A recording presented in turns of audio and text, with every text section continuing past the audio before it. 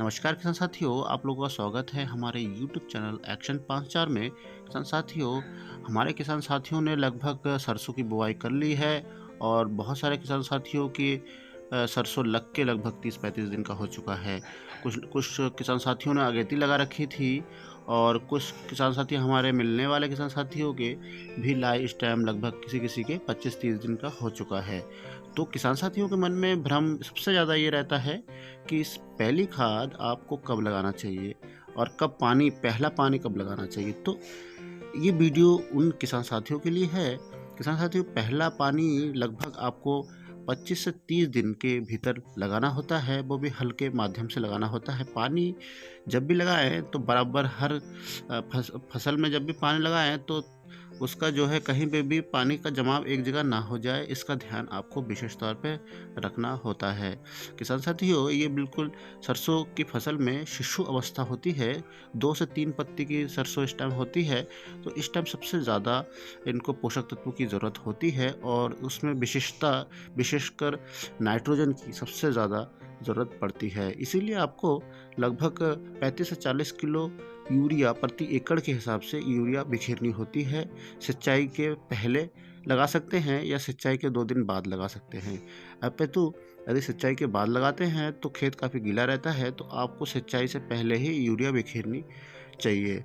साथ ही साथ आप तेल वर्गीय फसल है, इसलिए आपको सल्फ़र का यूज़ ज़रूर करना है। और साथ ही साथ इस टाइम थोड़ी-सी जो है शाम को बहुत ज़्यादा ठंड पड़ जाती है रात भर, तो आपको सल्फ़र बहुत ज़्यादा सहयोग करता है, फसल में पीलापन पड़ने से भी रोक देता है।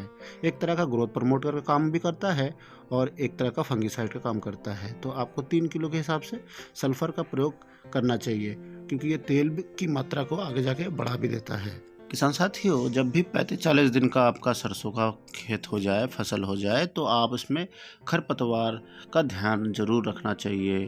किसान साथियों, सरसों में सबसे ज़्यादा पैदावारी में कमी का कारण जो है खरपतवार है, इसीलिए इसको आप निराई गुड़ाई के माध्यम से निकालते रहिए, क्योंकि कोई विशेष खरपतवारनाशी नहीं है सरसों के प्लांट के लिए, तो आप इसका विशेष तौर पर ध्यान रखिए। इससे खरपतवारनाशी जो निराई गुड़ाई से आप करेंगे तो इससे फ़ायदा ये होगा कि जड़ों का विकास बहुत तेज़ी से होता है और ग्रोथ भी अच्छे तरीके से सरसों की फसल कर पाती है। और यदि नहीं करते हैं तो सरसों की फसल में बहुत ज़्यादा दिक्कत आगे जाके हो जाती है, पैदावारी घटती चली जाती है। तो इसका भी ध्यान रखना होता है। और साथ ही साथ यदि आप मल्टी क्रॉपिंग कर रहे हैं, यानी आपने लाई में अगर आपने मटर बोया है या आपने मटर में लाई में सरसों बोया है या गन्ना बोया है, तो इस कंडीशन में आप इसमें जो सारिका की दानेदार जाइम आती है उसको भी 8 से 10 किलो आप यूज़ कर सकते हैं। उससे भी अच्छी ग्रोथ ड्रिलिंग मिलती है प्लांट में और आपकी जड़ों का विकास भी होता है, क्योंकि 2 फसल है तो दोनों को भी बराबर पोषक तत्वों की ज़रूरत पड़ती है, इसीलिए आप यूज़ कर सकते हैं।